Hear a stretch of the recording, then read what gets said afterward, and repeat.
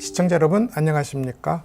성철스님 열반 30주년을 기념해서 백년불교문화재단과 불교방송이 공동 기획한 정독선문정로 공부를 함께하고 있는 동의대학교 강경구 교수입니다. 제18장 현요정편에 대한 공부를 하고 있습니다. 현요정편이라는 것은 임재중에서 학인을 가르칠 때 주로 썼던 삼현삼요라는 가르침의 원칙에서 삼자를 뺀 것이고, 조동종에서 학인들을 깨달음을 이끌던 5가지의 측면을 가리키는 말 중에서 5를 뺀 말이 됩니다. 3과 5라는 숫자를 뺀 것은 숫자를 넣는 순간 범주화되고 지위화된다. 그런데 우리가 지금 이렇게 탁자로 손을 두드리고 손가락을 들어 올리고 그리고 강가에 핀 꽃을 보고 하늘에 뜬 구름을 보는데 그 모든 곳이 진리가 드러난 현장이다 이 말입니다. 말하자면 진리는 만사만물을 통해 드러나 있고 만사만물은 진리를 담고 있다. 그런데 어떻게 지위를 형성할 수 있느냐 이 말입니다. 만약에 우리가 부산에서 서울을 가는데 서울이 목적지라면 그만큼 가까워진 지점이 있을 겁니다. 근데 지금 여기라면 누가 더 가깝고 누가 더 멀다고 하겠느냐 이 말입니다. 그런 의미에서 지위 점차로는 남종의 선법에서 가장 경계시하는 그런 지점이기도 합니다. 근데 이제 그야말로 위대한 두 개의 종파, 임재종과 조동종, 두 개의 종파에서 마침 삼현삼요라고 했으니 무엇인가 세 가지로 범주화하고 지위로 매겨볼 무엇이 있을 것 같다 이 말입니다. 그러니까 역대의 임재종을 연구하고 실천하는 그룹에서 삼현삼요를 3개의 범주, 6개 혹은 그거보다 더 많게 범주화시켜보는 그런 설들을 내놓게 돼요. 그 중에 제일 대표적인 것이 체중현, 구중현, 현중현, 현자가 3개 있지 않습니까?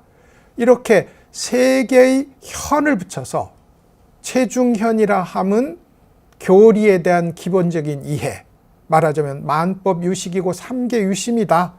우리는 이미 깨달아 있다. 만법이 곧 이치이고 본래 부처다. 이런 얘기죠. 그런 소위 교리적 이치에 눈을 뜨는 것을 체중현이라고 한다. 근데 그 교리적 이치를 아는 것이 아니라 스스로 자기화하는 것이 공부하는 것이므로 알고 이해하는 차원을 차단하고 막아나가는 공부를 한다. 이게 구중현이다. 그러니까 알 수 없는 언어를 가지고 생각을 끊어나간다 이 말입니다. 깨닫고 나서 보면 모든 것이 진리를 표현하는 말이라서 고함 한마디 주먹질 하나가 그대로 진리의 표현이다. 이게 현중현이라고요. 이렇게 표현을 이런 것이라고 임재중의 삼현삼요를 설명을 합니다. 근데 임재스님은 그렇게 안 했거든요. 임재스님이 그렇게 말하지 않은 것을 이 뒤에 사람들이 그렇게 임재스님이 그 뜻으로 썼을 것이다 라고 추측해서 해석을 한 겁니다. 본 뜻이 아니다 이 말입니다. 그런데 이렇게 하면 자연스럽게 교리에 대해 공부하기, 생각 끊기, 생각조차 사라진 깨달음의 자리에 도달하기라는 세 차원의 지위가 생겨버려요. 이렇게 되면 이제 목적지도 있게 되고 법도 있고 부처도 있고 중생도 있게 되는 그야말로 나누는 일들이 일어나게 됩니다. 이건 공부를 한다면서 미혹을 일으키는 일이 되는 거란 말이죠. 그런 의미에서 성철 스님은 삼현삼요, 조동오위를 지위론으로 나누어서 설명을 하고 그것을 실천하려고 하는 의도를 모두 차단하고자 합니다. 흥미로운 것은 사면사묘를 이렇게 지위론 우월론으로, 조동오이를 지위론 우월론으로 설명을 한 경우가 우리 한국의 보조 진울 스님에게서 발견된다는 겁니다. 그러니까 성철 스님의 선문 정론은 기본적으로 보조 진울 스님에 대한 비판적 읽기라는 기본적인 입장을 가지고 집필되었다 해도 크게 틀리지 않다라고 말할 수 있을 것 같습니다. 이렇게 해서 이제 사면사묘에 대한 설명이 이제 우리한테 왜 이 설법을 하게 됐는지를 우리는 이제 살펴보는 이 시간을 가졌고요. 아마도 사면사묘 등을 중심으로 해서 내적 우월론, 외적 우월론이라고 이름 지을 수 있는 소위 우월론적 논의를 발견할 수 있어요. 내적 우월론이라는 건 제가 지금 말씀드린 것처럼 3현을 최중현, 구중현, 현중현으로 나누어서 1단계, 2단계, 3단계로 단계화, 지위화하는 것을 내적 우월론이라고 할 수 있을 것 같고, 성철 스님은 이것을 반대했다 이 말입니다. 3현의 3자가 아예 의미는 없는 것은 아닐 겁니다. 저는 중국학을 하고 중국어를 하는 입장에서 보면 왜 임재 스님이 세 가지라는 말을, 세 가지 측면을 제시하지도 않으면서 3이라는 말을 여기 썼을까 생각을 해봅니다. 3은 원래 중국의 숫자에서는 다양함, 많음의 다른 뜻이기도 해요. 그러니까 이런저런 현묘함과 가능한 모든 요점을 다 담고 있는 말이라야 된다 이 말입니다. 예를 들어서 그런데 이걸 범주화해서 다르게 표현하면, 다른 것으로 이해하면 곤란하다는 것, 이것이 임재 스님의 본뜻이기도 합니다. 사과는 빨갛습니다. 사과는 둥급니다. 사과는 매끄럽습니다. 사과는 새콤달콤합니다. 그런데 이것을 범주화할 수 있나요? 사과가 둥글다는 것과 사과가 빨갛다는 것이 다른 것이 아니잖아요.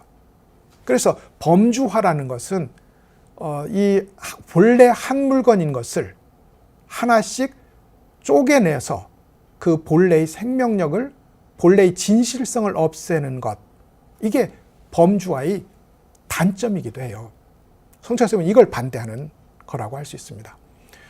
조선시대 백파 스님이라는 스님이 있었어요. 성철 스님이 엄청 싫어하는 스님인데, 제가 보기에는 오늘날 만약에 우리 현대 학계에 있었다면 초인류 학자로 높이 숭앙받았을 그런 아이디어맨이었다, 이렇게 볼 수도 있을 것 같습니다. 어찌되었던 이 백파 스님은 심지어 5개의 종파조차 우열론으로 평가합니다. 그러니까 임재종과 운문종은 선이 나아갈 수 있는 말이 끊어진 최고의 자리에 나간 그런 종파다. 그것에 비해서 위양종과 조동종과 법안종은 아직 알고 이해하는 영역을 완전히 떨어내지 못한 제2군의 종파다. 이렇게 소위 종파 상호 간의 우열을 정해버립니다. 근데 이제 이건 백파 스님 나름대로는 이유가 있었어요. 그렇지만 그렇다면 운문 스님은, 법안 스님은 임재 스님보다 못했나? 혹은 위산 스님은 말하자면 운문 스님보다 못했는가 하는 질문이 제기될 수 있습니다. 그러니까 성철 스님은 한결같이 위로는 석가모니 부처님으로부터 아래로는 역대 조사에 이르기까지 그 깨달음이 진정한 것이었다면 추호의 다름이 없는 것이다 하는 입장에서 전체 불교사를 이해하고 있습니다. 그러니까 다른 것도 아니고 남종에 속하는, 같은 집안에 속하는 5개의 종파가 우열이 매겨져 있다. 이것은 도저히 용납하기 어려운, 수용하기 어려운 그런 관점이었다. 이렇게 이제 성철스님 입장에서는 평가를 하고 있습니다. 지난 시간에 이제 5개의 종파에 대해서 두루두루 주마 간산격으로 개관을 했으니까 오늘은 성철스님이 어떤 인용문을 가지고 주제를 어떻게 이끌어가는지를 살펴보는 시간을 갖도록 하겠습니다. 18-2번인데요. 쪽수로 보면 879쪽이 되고 서람 조흠 스님의 소위 이 5종에 대한 평가를 한번 들어보도록 하겠습니다. 인용부로는 18-1번이고 페이지는 879쪽입니다. 불자를 가지고 한 번 치고 말했다. 불자라는 것은 불교 고승들이 쓰는 먼지떨입니다. 그래서 털 불자를 쓰거든요. 부처 불자를 쓰지 않고요. 그래서 먼지털이라고 번역할 수도 있는데 이 먼지털이는 정말로 먼지도 털었어요. 왜냐하면 중국은 황하에 그 먼지가 많지 않습니까? 황사가. 그래서 먼지도 털었고 벌레도 쫓았고 그리고 상징적으로 우리의 마음에 끼인 먼지도 털어냈어요. 그러니까 실용성과 상징성을 고루 갖춘 그런 불법의 도구가 불자였습니다. 불자를 가지고 한번 괴안을 치고 말했다 이 말입니다. 책상을 치고 말했다. 임재스님의 사면사묘다. 또 한 번 치고 말하였다. 조동종의 군신 5위다. 또 한 번 치고 말하였다. 하나의 화살로 3개의 관문을 타파하지만 화살 지난 길이 분명하다. 이건 나중에 설명드리겠습니다만은 운문종 얘기가 됩니다. 또 한 번 치고 말하였다. 3계가 오직 마음이고 만법이 오직 식이다. 3계 유심, 만법 유식이다. 이건 법안종의 표어에 해당합니다. 그리고 또 한 번 치고 말하였다. 외가닥실이 오면 꼰실이 간다. 어두움과 밝음이 서로 만난다. 우리가 실을 자을 때 이쪽에서 실을 매기면 저쪽에서 2가닥, 3가닥이 실이 꼬여지는 그런 실 잡는 기계가 있었어요. 그걸 외가닥실이 오면 꼰실이 간다 라고 표현했는데 스승과 제자 간의 상호 관계를 중시하는 위양종의 분위기가 그랬다는 겁니다. 그러니까 이 서람 조음 스님은 불자를 들고 5번 탁자를 치면서 이 불자를 치는 이 동일한 행위, 이것이 5개의 종파의 5종파의 다른 표현으로 얼마든지 표현될 수 있다. 그러니까 5종파의 표현은 달라 보이지만 궁극적으로 탁자를 치는 이 자리에서 드러나는 진리를 표현하는 일이면은 조금도 다름이 없다. 라는 것이 서람 조음 스님이 보여준 퍼포먼스였다. 이렇게 이제 말씀을 드릴 수 있을 것 같습니다. 임재 스님의 사면사묘. 모든 말에 현묘함이 있어야 된다는 말이죠. 아마도 이제 선에 대해서 이런저런 관심을 갖고 있는 분들이 선사 스님의 어록을 읽어보면, 가르침을 들어보면 멋있는데 어려워요. 왜 어렵냐면 사면사묘 때문에 그렇습니다. 그러니까 왜 스님들이 산은 산이다 물은 물이다, 이건 뭐 성철 스님이 중국의 선사들이 말을 가져와서 다시 우리 사회에 센세이션을 일으켰던 불교의 어떤 표현이었다고요. 산은 산이고 물은 물이다. 그 굉장히 뻔한 말이 선의 맥락에 들어오면 굉장히 다양한 복층적이고 다면적인 의미를 갖게 됩니다. 그러니까 산은 산이고 물은 물이라는 것은 신기해 보이고 시원해 보이지만 이게 다른 경우에 들어가면 정말 헷갈릴 때가 많습니다. 어렵다 이 말이에요. 그런데 만약에 교리적으로 이 세상 만물은 자기의 본성을 따로 갖지 않습니다. 이건 우리가 다 알아들을 수 있어요. 다 알아들을 수 있어. 여기다 세월이라도 대입해 봅시다. 이 소위 산하 강산도 다 먼지가 되어 사라지는 날이 있습니다. 누구도 알아듣고 누구도 인정할 수 있는 말이 돼요. 그런데 그렇게 없어지는 동시에 이 세상은 다양하게 모습을 바꿔가면서 또 우리 앞에 모양을 드러내고 있거든요. 그런 의미에서 이 소위 다양한 변화 무쌍함을 관통하는 불변화는 무엇이 있다 이 말입니다. 이 두 개를 함께 봐야 된다 이 말이죠. 파도를 보되 바다를 함께 봐야 된다. 현실적으로는 쉽지요. 근데 이게 우리 삶의 현장에서는 어렵다 이 말입니다. 그것을 표현하기 위해서 그 둘을 함께 담으려니 삼현삼묘, 현묘함과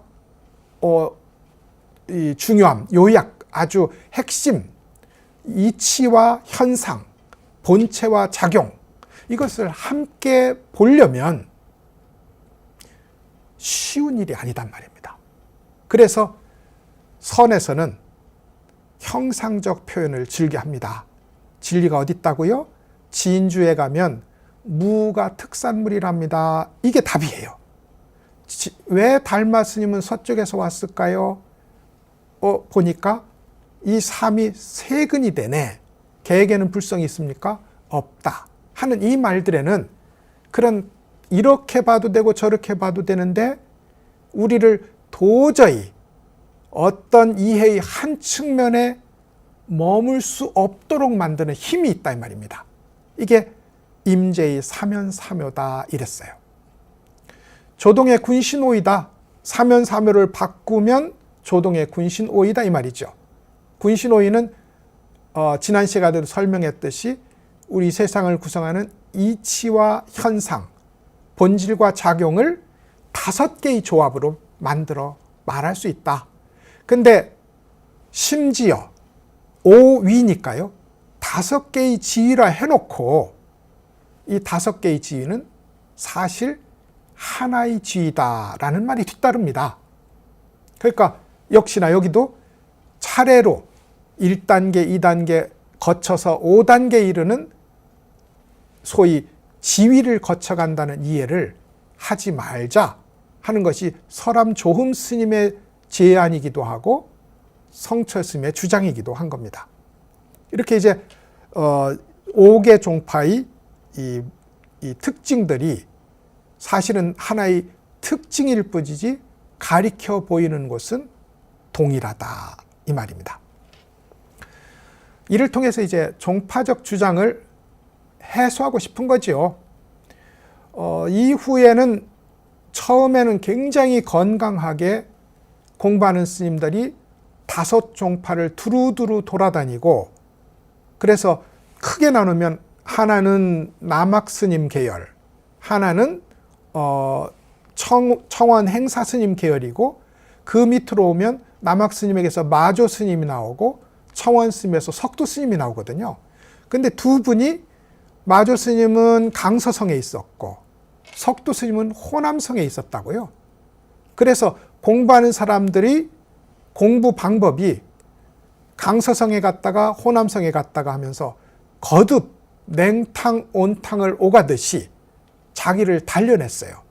이걸 강호를 오간다 라고 표현했다는 점을 언젠가 제가 말씀을 드린 바가 있습니다. 강서와 호남을 오간다 라는 말이 강호를 편력한다는 말이 되고 이것은 냉탕 온탕을 번갈아며 자기를 단련하는 그런 과정에 대한 선종의 표현이었다. 이렇게 이제 말씀을 드릴 수 있단 말이죠.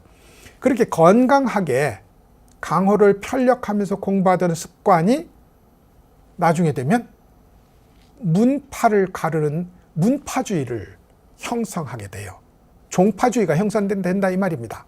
그래서 그 점에 대해서 서람 조음 스님은 오계종파가 한결같이 탁자를 불자로 치면서 이것이다 라고 끊어서 말을 했던 겁니다. 사람이 다른 거지 상황이 달라지면 가르치는 방법도 달라지는 것, 이것이 불교입니다. 불교는 방편에 얼마든지 자유롭다고요. 우리가 서산 스님, 사명 스님이 활과 칼을 들고 전쟁에, 나라를 수호하는 전쟁에 이른 것을 불교적으로 그렇게 큰 모순을 느끼지 않을 수 있어요. 왜냐하면 바로 이 방편의 논리 때문에 그렇습니다.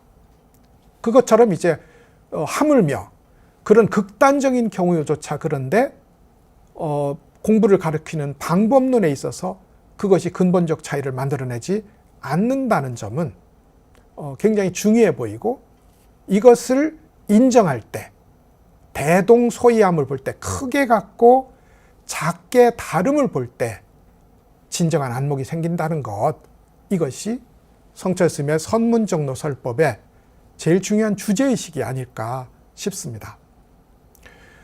부처님 시대에 주리반특가라고 불리는 엄청난 바보가 하나 있었어요. 개송 하나를 못 외웁니다. 그러니까 4구짜리 노래를 하나 못 외워요. 4구면 불교 진리를 다 표현하거든요. 그래서 지금도 불교 진리의 가장 단순한 형태, 이걸 사구계라고 부릅니다. 4구면 불교 진리를 다 말해요. 금강경 사구계 하나면 금강경 전부를 말할 수 있다고요. 그런데 아쉽게도, 애석하게도 주리반특가라는 이 수행자는 그 4구절을 못 외웠어요. 근데 그 형이 마하반특가라는 이가 있었는데 이분은 또 천재였습니다. 그래가지고 자기 동생을 아무리 봐도 안 되는 겁니다. 너 스님 못하겠다 라고 속가로 돌아갈 것을 권유하는 일이 일어납니다. 부처님이 그 일을 알고 주리반특가를 불러요. 그리고는 하얀 천을 하나 주면서 이걸로 거듭거듭 마루를 닦으면서 먼지를 닦아내자, 먼지를 닦아내자, 깨끗이 씻어내자 라는 그때 말로 라조 하라낭이라고 말했다는 겁니다. 그것 한마디만을 반복하면서 마루를 닦고 더 닦게 했어요.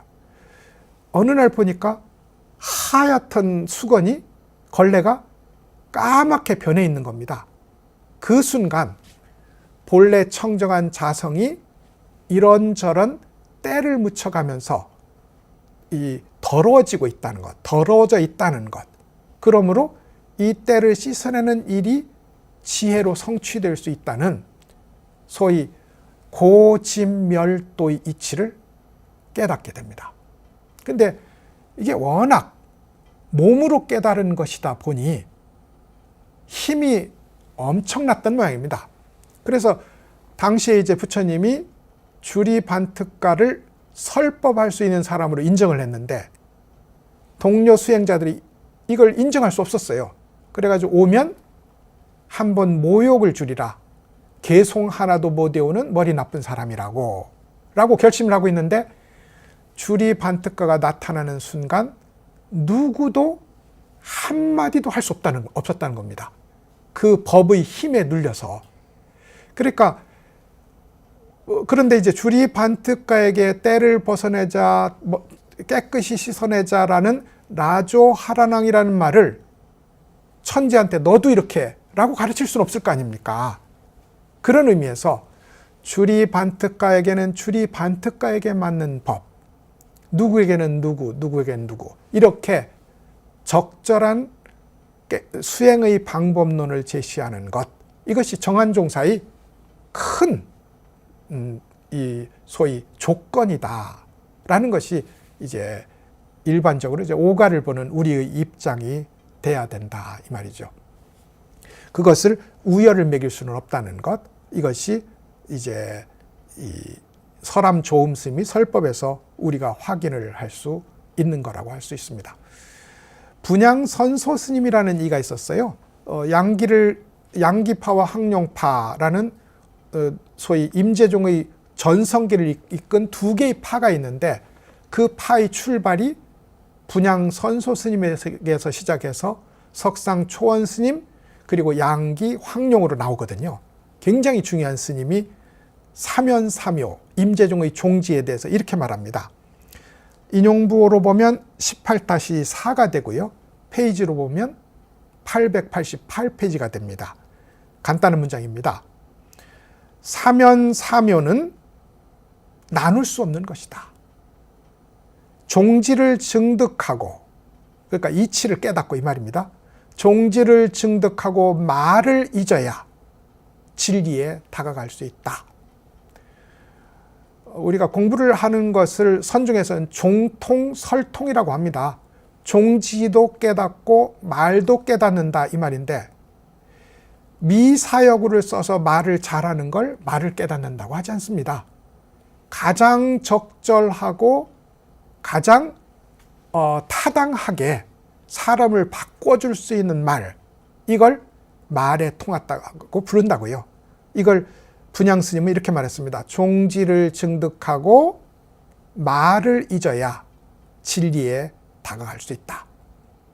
한마디 말이 분명하게 만 가지 모양을 갖추고 있으니, 사과는 들어보십시오. 사과는 빨갛다. 사과는 둥글다. 사과는 매끈매끈하다. 사과는 새콤달콤하다. 어떤 것도 하나밖에 말 못해요. 근데 사과 하면 이걸 전부 말할 거 아닙니까? 사과는 빨갛다. 사과는 둥글다. 이걸 전부 사과라고 말하면 우리가 그렇게 말로 세밀하게 나눴던 것을 한 번에 표현할 수 있다고요. 그래서 선종의 용어는 대체적으로 형상화를 장기로 삼습니다. 분양스님도 그랬어요. 마지막 결론 이렇습니다. 9월 9일 중양절, 국화꽃 새롭구나. 9월 9일 중양절, 국화꽃 새롭구나. 이렇게 표현했어요. 다시 보시죠. 사면사로면 나눌 수 없다. 이제까지 많은 사람이 셋으로 아홉으로 나누었지만 나누지 마라. 결국 공부는 부처님의 마음을 아는 일이고, 말을 내려놓는 자리에서 새롭게 말의 가능성이 열린다. 부처님 입에서 나오는 말, 조사의 입에서 나오는 말에는 세상의 모든 진리가 한꺼번에 다 들어있다. 아무리 간단하든 아무리 단순하든 내가 그 말을 한번 해주겠다. 9월 9일 중양절, 국화꽃 새롭다. 이게 분양스님의 법문입니다. 예전에 우리나라에 아주 걸출한 선승이 철웅스님이라는 분이 있었고, 마침 재미있게도 성철스님이 소위 동구불출을 실천했던 성전함에 이후에 주석하셨던 고승이기도 합니다. 그분의 설법의 끝에 보면 낙동강 800리에 보리가 누렇게 익었다는 말을 여러 번 하세요. 그때야 낙동강 800리에 보리가 익었겠지요. 근데 거기에 이것은 사과다라고 말하는 것만큼이나 이루 다 꺼내서 표현할 수 없는 그야말로 중첩되고 다양한 진리의 내용들이 다 들어있다. 9월 9일 중양절, 국화꽃 새롭다 하는 말 역시 그렇다는 거죠. 국화꽃은 9월 9일을 중양이라고 합니다. 왜냐하면 구자가 양수의 극치거든요. 그게 9 두 번 중복되었으니 중양절이라고 부릅니다. 그리고 이제 이 시기에는 여러 가지 행사를 중국에서 하는데 그래 이제 국화를 가지고 술을 담아서 먹기도 하고 국화를 보기도 하는 그런 소위 풍습이 있었습니다. 9월 9일 국화꽃 새롭다 이 말이죠. 이 말 속에는 지금 있는 이대로의 현실을 보여주기도 하고, 당신들이 진리가 따로 있다고 하는 생각을 뒤집기도 하고, 그리고 도대체 그러면 진리가 어디 있다는 말이냐 하고 우리를 갈 길 모르게 막아버리는 차단의 작용도 있어요. 이게 9월 9일 국학고 새롭다는 말이 선종의 맥락에 들어오면 갖게 되는 힘이 됩니다. 이걸 이제 사면사묘를 갖추었다, 이렇게 평가를 하고 분양선소 스님 역시 그렇게 해서 표현을 합니다. 분양스님은 워낙 영향력이 강대했기 때문에 사면사묘 나눌 수 없다라는 이 선언을 해서 그 뒤로 어지간한 사람들은 사면사묘를 나누고 싶은데도 감히 나누지 못했다라는 표현이 있을 정도로 지금 이 한마디는 굉장히 강력한 그런 영향을 끼쳤다라고 말씀을 드릴 수가 있을 겁니다. 만약에 이 말을 9월 9일 중양절 국학고 새롭다는 말을 누가 그냥 했다면 그냥 단순한 경치 묘사가 될 겁니다. 그런데 도가 어디 있느냐라는 최고의 질문을 품고 있는 선종의 맥락으로 들어오면 이 문제는 적어도 3가지, 4가지의 복층적 의미를 갖게 된다. 그래, 맞다. 그대가 보고 있는 국학곳이 바로 진리가 있는 곳이다. 이게 1번일 겁니다. 그대가 이제까지 별도의 자리에서 진리를 찾았지만 그 어디도 있지 않고 국학곳에도 거기에만 있는 것은 아니다 하는 차단의 작용도 거기 있을 거라고요.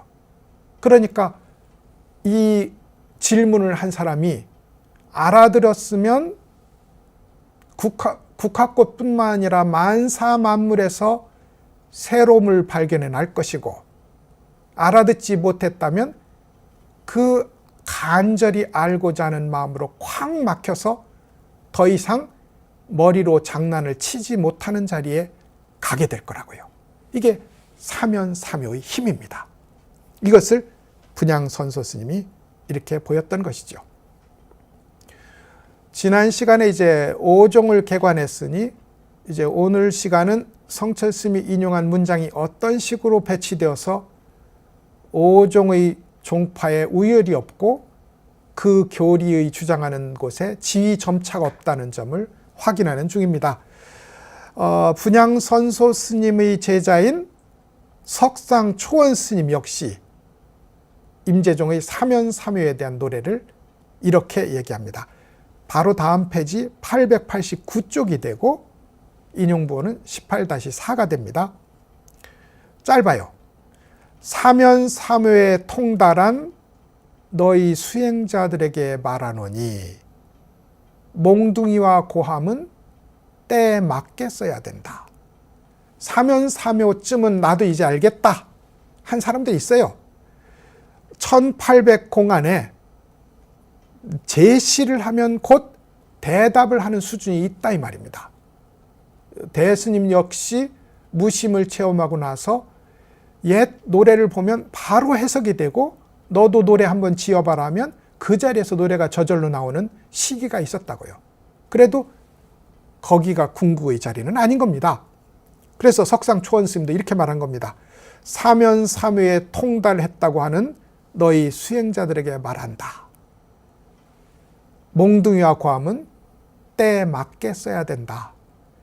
어제 감노수이던 몽둥이가 오늘은 살인의 도구가 될 수 있다. 때에 맞지 않으면, 때에 맞으면 그야말로 무수한 칼질이 사람을 살리는 길이 되고, 때에 맞지 않으면 눈짓 하나도 수행의 생명을 갉아먹는, 끊어내는 독약이 될 수 있다. 이게 몽둥이와 고함은 때에 맞게 써야 된다 이 말이죠. 스스로 그 정확한 종지를 밝게 증득한다면 한밤중에 태양이 빛나리라. 한밤중에 태양이 빛난다는 말은 최후 궁극의 깨달음을 표현하는 선종의 관용어에 해당합니다. 한밤중에 태양이 빛나리라. 한밤중에 황금 까마귀가 하늘로 날아오르리라. 같은 말이거든요. 황금 까마귀가 태양이니까요. 한밤중에 태양이 빛나리라 이랬어요. 스스로 그 정확한 종지를 밝게 증득한다면 이것은 경전을 보고 이해하는 것이 아니라 스스로 체득해야 되는 문제다. 그러니까 삼계 유심이라고 해서 법안 스님에게 물었다는 거예요. 그러면 법안 스님의 스승이 이제 계침 스님이잖아요. 그러면 그대가 삼계 유심 만뼈 무식이라고 하는데 저 뜰에 있는 바위 덩어리는 그대의 마음 속에 있는가 마음 밖에 있는가 이렇게 물었다는 겁니다. 삼계 유심이니까 말이죠. 이 우주 법계를 마음이 하나로 형성하고 있으니 당연히 답은 마음 안에 있습니다 라고 했어요. 교리적으로는 틀린 게 없습니다. 왜냐하면 이게 전부 마음이니까요. 근데 스승이 웃으면서 말합니다. 그렇게 여러 곳에 다니며 공부를 하는데 저 무거운 돌을 어째서 마음에 담고 다니십니까? 이건 현실 문제거든요. 저 무거운 돌을 마음에 담고 다니십니까? 이건 극히 현실적인 질문이고 만약에 법안 스님에게 진짜 깨달음이 일어나지 않는다면 그건 진짜 짊어지고 다니는 게 된다는 겁니다. 그런 의미에서 경전의 공부는 머리에 담는 것이 아니라 스스로 종지를 밝게 증득할 때 경전 역시 살아난다. 그렇지 않고는 우리 속에 38선이 뚜렷한 겁니다. 경전은 경전, 나는 나. 이건 육아에서도 최고의 열악한 공부를 가리키는 말입니다. 서자서, 아자아. 책은 책이고 나는 나다 이 말입니다. 근데 실천을 최고로 치는 실학 중의 실학인 불교에서는 경전의 말을 기억해 놓고 나는 따로 있고 하면 그건 안 된다는 거죠. 그런 의미에서 종지를 밝게 증득한다면 사면사묘를 깨달아서 한밤중에 태양이 뜨는 체험을 하리라. 이렇게 이제 석상초원 스님이 노래를 했어요. 사면사묘에 대한 시를 6수를 썼어요. 스님이. 그래 놓고 총괄하는 노래, 한문은 도송이라고 부릅니다. 총괄하는 노래를 제시했는데 성철 스님은 6수로 쓰니 벌써 셋으로 나눈 거잖아요. 그러면 위험한 겁니다. 성철 스님 입장에서는. 그래서 6수는 슬그머니 감추고 총괄하는 노래 하나만 가져와서 사면사묘가 덕산이 썼던 방, 임재가 썼던 할과 조금도 차이가 없다. 그것을 상황에 맞게 적절하게 쓰는 것, 이것이 공부하는 사람의 입장이다. 이렇게 이제 설명을 한 것이 석상초원 스님의 개송이 됩니다. 그러니까 이렇게 이제 소위 언어의 다층적, 우리가 양가적이라고 표현할 수도 있고 모호성, 우리가 영어적 표현으로 하면 ambiguity라고 부르는 이 다의성은 언어의 활용에 있어서 굉장히 지양해야 될, 그러니까 막아야 될 잘못이기도 합니다. 물론 시에 있어서는 이 다의성을 가지고 시를 쓰기도 합니다만 그런 의미에서 선은 시를 쓰는 정신과 퍽 닮아 있다. 선사들이 그렇게 많이 시를 쓰고 노래를 했던 것도 그만한 이유가 있구나라는 생각을 하게 되는 것이 한마디 말에 사면사모가 담겨야 된다는 이 말을 통해서 우리가 확인을 할 수 있습니다. 그래서 이제 법연 스님이라는 육조 스님의 그러니까 대해 스님의 할아버지 스승이죠. 법연 스님에게 이제 한 스님이 물었어요. 뭐가 부처입니까? 가슴을 드러내고 발을 맨발 벗었다. 지금이라도 부처님 불상을 한번 보시지요. 가슴을 드러내고 맨발을 벗었어요. 그러니까 부처님에 대한 그대로인 표현인 것 같잖아요. 그러면 그건 1:1 대응 관계가 돼서 사면사묘가 안 된다고요. 그냥 저렇게 역사적으로 그럼 형상화된 부처님을 가리켜 보였구나 이 말밖에 안 된단 말입니다. 그런데 가슴을 드러내고 발에 아무것도 신지 않은 것은 우리 못 가진 사람들, 세상을 살아나가는 가장 천한 사람들이 모습이기도 했어요. 중국어 표현에서는. 그러니까 저 불당에 대웅전에 앉아있는 부처님 봐라, 가슴 드러나 있고 발 벗었네 라는 말과 동시에 오늘이라도 저 빈민가에 가서 보아라. 그들 모두 가슴 드러내고 발 헐벗었지만 한결같이 빛나는 부처님들이다. 이런 소위 양가적인, 이중적인, 이중 삼중의 의미가 드러나도록 선사들은 말을 썼다는 거예요. 그러니까 벌써 제가 이렇게 법연 스님의 말씀을 요 정도만 해석해도 문제가 되는 겁니다. 왜냐하면 이 말은 그것보다 훨씬 더 강력한 전체성과 차단성을 갖고 있어요. 우리로 하여금 생각을 딱 끊게 하고 있는 힘을 갖고 있다고요. 거기에 흠집을 내서 대웅전에 있는 부처님을 가리킨 것이고 빈민가에 살고 있는 불쌍한 사람들을 동시에 가리킨 것이다 하면 시원하게 이해돼서 좋을 것 같지만 살아있는 말의 생명을 뺏는 일이기도 합니다. 그래서 선종의 말을 해석하는 데는 언제나 조심스럽습니다. 그리고 스스로 매우 기발하게 그 뜻을 밝혀냈고 아무리 생각해도 1000번 만번 타당하다고 해도 그것이 우리로 하여금 이해하는 생각을 내려놓도록 하는 지점에 이끌지 못한다면 그 일은 득보다 실이 많다. 그래서 사면사묘를 해석하고자 하는 선종의 혹은 불교계의 다양한 논의들이 선을 실천하는 입장으로 돌아오면 득보다 실이 많을 때가 많다. 거기에 성철스님 입장입니다. 거기에 보조 진울 스님도 원돈 성불론에서 사면사묘를 해석하면서 일주한 바가 있는 것이다 라는 비판도 뒤의 인용문을 보면 이제 확인이 되는 지점입니다. 자, 이렇게 이제 종사들의 말, 바른 법안을 가진 종사들의 말은 해석을 할 수 없으면서 우리를 까마득히 모르는 자리, 간절히 알고자 하는 자리로 데려가는 힘과 위신력을 갖추고 있다.